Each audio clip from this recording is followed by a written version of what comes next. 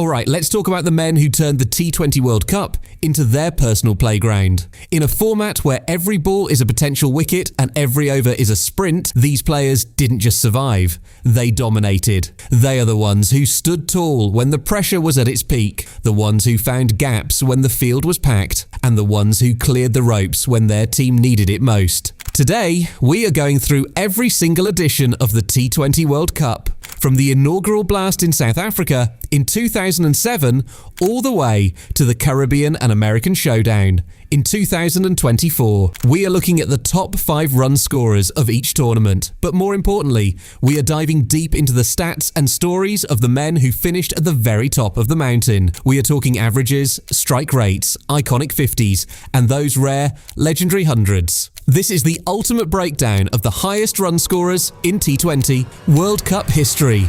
Our journey begins in 2007 in the vibrant stadiums of South Africa. This was the tournament that changed everything, proving that T20 was here to stay. The world was still figuring out the tactics of this new format, but the batters were already showing their intent. The top 5 run scorers were a mix of legends and rising stars. At number 5, we had Kevin Pietersen with 178 runs. He was the heartbeat of the England batting lineup, playing with a flair that was ahead of its time. Number 4 was Pakistan's Shoaib Malik with 195 runs. The all-rounder provided crucial contributions with the bat. The third spot went to Misbah-ul-Haq, who nearly took Pakistan to the title with 218 runs. His calm head and ability to finish games were legendary. In second place was India's Gautam Gambhir, whose 75 in the final was crucial, finishing with 227 runs. He was the unsung hero of India's campaign, providing solid starts and anchoring the innings.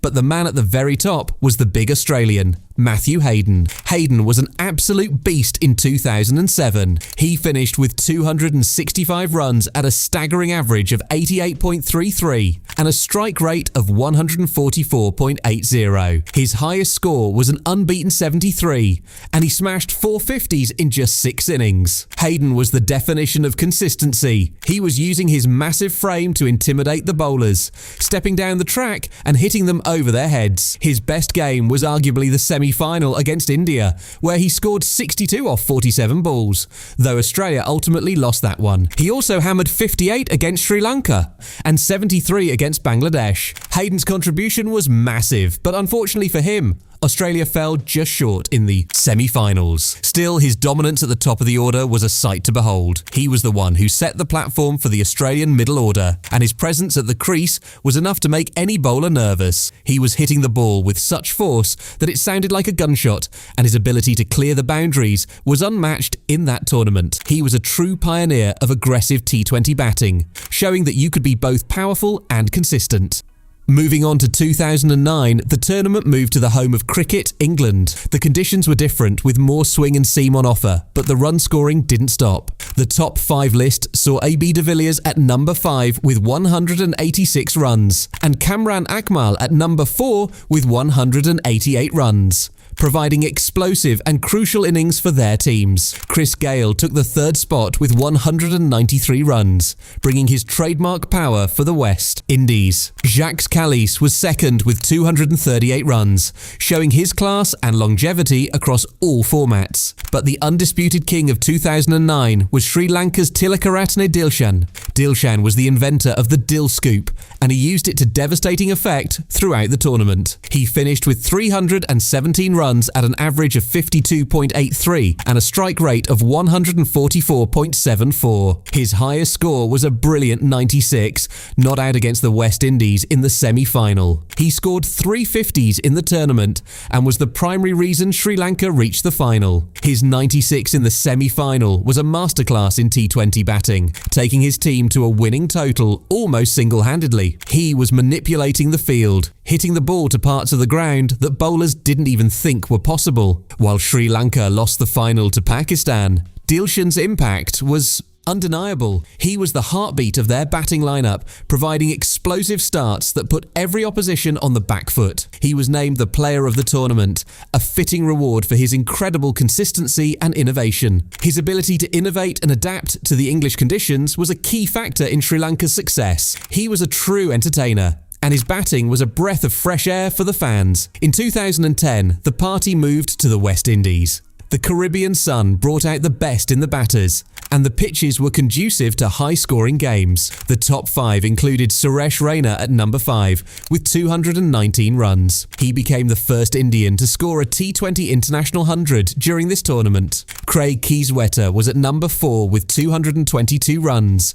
providing the spark at the top for England. Salman Burt was third with 223 runs, playing some elegant shots for Pakistan. Kevin Peterson was second with 248 runs, leading England to their first ever ICC trophy with his aggressive and fearless batting. But the man who topped the charts was Mahela Jayawardene. Jayawardene was pure class in 2010. He scored 302 runs at an average of 60.40 and a strike rate of 159.78. He became only the 4th player to score a T20 International 100, smashing 100 against Zimbabwe in Guyana. He also had 2 50s to his name. His 100 was a perfect blend of traditional shots and modern aggression, as he used the pace of the bowlers to find the boundaries. He also played a crucial role in the group stages, scoring 81 against New Zealand. Although Sri Lanka didn't win the tournament, Jayawardene's stats were mind-blowing. He was striking the ball cleaner than anyone else, and his ability to find gaps was legendary.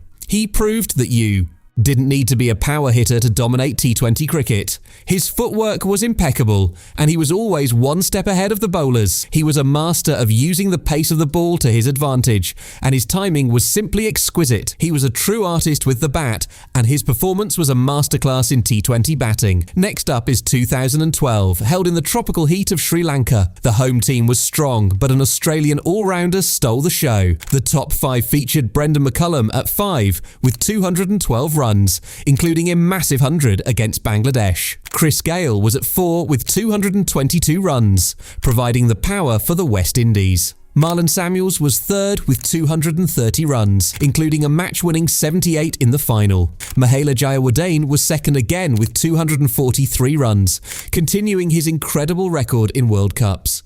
But the number 1 spot belonged to Shane Watson. Watson was a one-man army in 2012. He finished with 249 runs at an average of 49.80 and a strike rate of exactly 150. His highest score was 72, and he recorded 3 50s. But Watson wasn't just scoring runs, he was also taking wickets, finishing as the second highest wicket taker too. His best game was against India, where he scored 72 off 42 balls and took 3 wickets. He also hammered 41 against the West Indies and 70 against South Africa.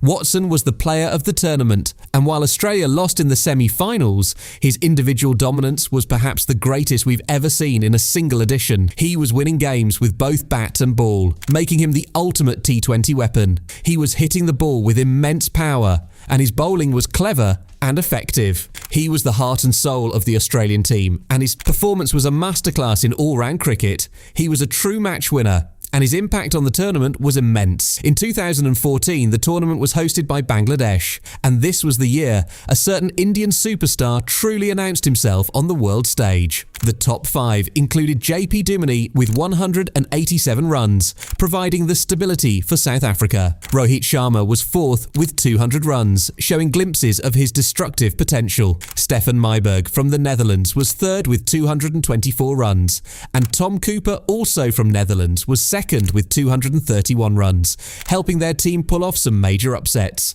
But the man at the top was Virat Kohli. Kohli's 2014 campaign was the stuff of legends. He scored 319 runs in just 6 innings at an incredible average of 106.33 and a strike rate of 129.14. He scored 4 50s, with a highest score of 77 in the final against Sri Lanka. His best game was the semi-final against South Africa, where he scored an unbeaten 72 to chase down a tough target. He was the anchor and the finisher for India, playing with a level of control that seemed impossible. Every time India needed him, he delivered. He was running like a machine between the wickets and finding boundaries with surgical precision.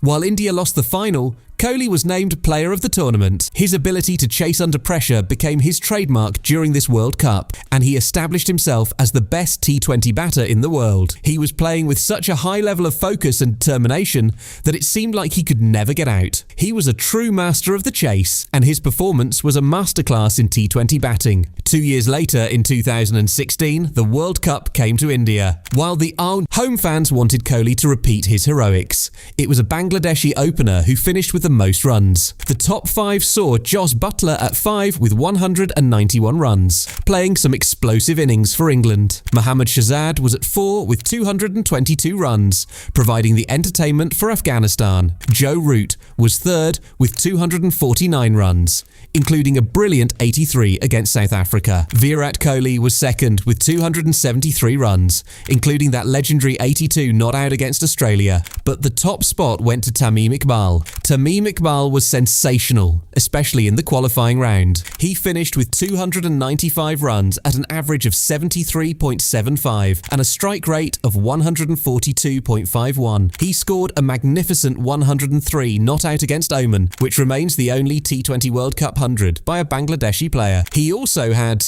150. His 100 was a brutal display of power hitting, and he was the main reason Bangladesh reached the Super 10 stage. While Bangladesh didn't win many games in the main draw, his individual brilliance was a bright spot for them. He was aggressive from the start and showed that he could compete with the best in the world. He was using his feet to the spinners and taking on the fast bowlers with confidence. His ability to provide explosive starts was a key factor in Bangladesh's performance in the tournament. He was a true hero for his country, and his performance was a testament to his skill and dedication. After a long gap, the tournament returned in 2021, held in the UAE and Oman. This was the year of the openers, as the pitches were often difficult for the middle order. The top 5 included Charith Asalanka at 5 with 231 runs, providing the spark for Sri Lanka. Jos Buttler was at 4 with 269 runs, including a brilliant 100 against Sri Lanka. Mohammad Rizwan was 3rd with 281 runs,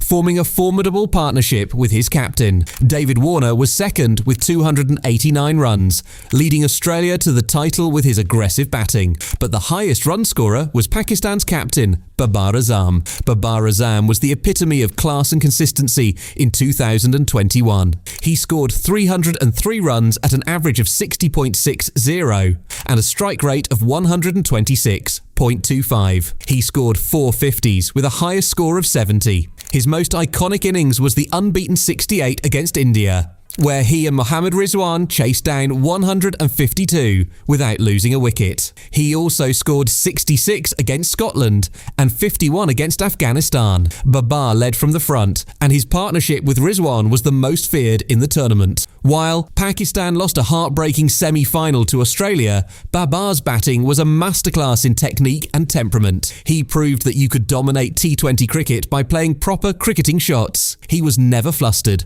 always in control, and his cover drives were a thing of beauty. His leadership and batting were the driving force behind Pakistan's impressive run in the tournament. He was a true role model for his team, and his performance was a testament to his skill and dedication. In 2022, the tournament moved to Australia, and the king reclaimed his throne. The top 5 featured Kusal Mendis at 5 with 223 runs, providing the consistency for Sri Lanka. Jos Buttler was at 4 with 225 runs, leading England to the title. Suryakumar Yadav was 3rd with 239 runs, playing some of the most innovative shots ever seen. Max O'Dowd from the Netherlands was 2nd with 242 runs, helping his team reach the Super 12 stage. But at the very top, once again, was Virat Kohli. Kohli's 2022 tournament was a redemption story. He finished with 296 runs at an average of 98.66 and a strike rate of 136.40.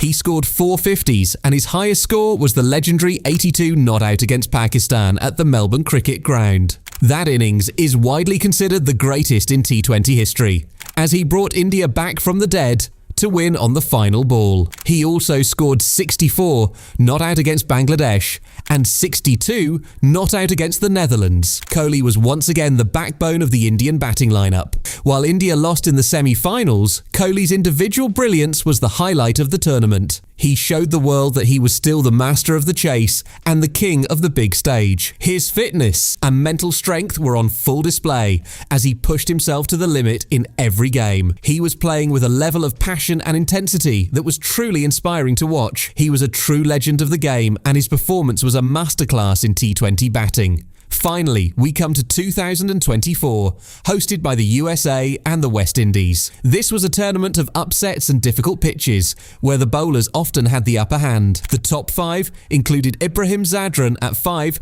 with 231 runs, providing the stability for Afghanistan. Quinton de Kock was at 4 with 243 runs, playing some crucial innings for South Africa. Travis Head was 3rd with 255 runs, providing the explosive starts for Australia. Rohit Sharma was 2nd with 257 runs, leading India to the trophy with his aggressive and selfless batting. But the man with the most runs was Afghanistan's Rahmanullah Gurbaz. Gurbaz was the spark that ignited Afghanistan's historic run to the semi-finals. He finished with 281 runs at an average of 35.12 and a strike rate of 124.33. He scored 350s with a highest score of 80 against New Zealand. That innings was crucial as it helped Afghanistan secure their first ever win over a major cricketing nation in a World Cup. He also scored 76 against Uganda and 60 against Australia in another historic victory. Gurbaz was fearless at the top of the order, taking on the best bowlers in the world. His partnership with Ibrahim Zadran was the foundation of Afghanistan's success. While they lost in the semi-finals, Gurbaz's performance was a statement to the world that Afghanistan had arrived as a cricketing powerhouse. He was hitting massive sixes and showing a level of confidence that was truly inspiring. His ability to take on the best bowlers in the world was a key factor in Afghanistan's success. He was a true hero for his country, and his performance was a testament to his skill and dedication. Looking back at all these legends, it's clear that being the highest run scorer requires more than just talent. It requires the ability to handle pressure, adapt to different conditions, and consistently deliver for your team. From the raw power of Matthew Hayden to the technical perfection of Babar Azam and the sheer will of Virat Kohli, these players have defined the history of the T20 World Cup. They have given us moments of joy, heartbreak, and pure awe. Whether they won the trophy or not, their names are etched in the record books forever. They are the ones who have pushed the boundaries of what is possible in this format, and their legacy will continue to inspire future generations of cricketers. They have shown that with hard work, dedication, and a never-say-die attitude, anything is possible on the cricket field. They are the true stars of the T20 World Cup, and their performances will always be remembered. The venues have changed, the bats have gotten bigger, and the bowlers have gotten smarter, but the challenge remains the same: to put runs on the board when it matters most. Every 2 years, a new hero emerges, and a new chapter is written in the history of this great game. As we look forward to future tournaments, we can only wonder who the next man will be to join this elite list of highest run scorers. One thing is for sure, they will have to be something special to match the feats of the men we've talked about today. The T20 World Cup is the ultimate stage, and these men have proven that they are the ultimate performers. Their names will always be remembered as the ones who dominated the biggest stage in T20 cricket. They are the true legends of the game, and their performances will always be a source of inspiration for fans and players alike. And that is the history of the highest run scorers in T20 World Cup history explained.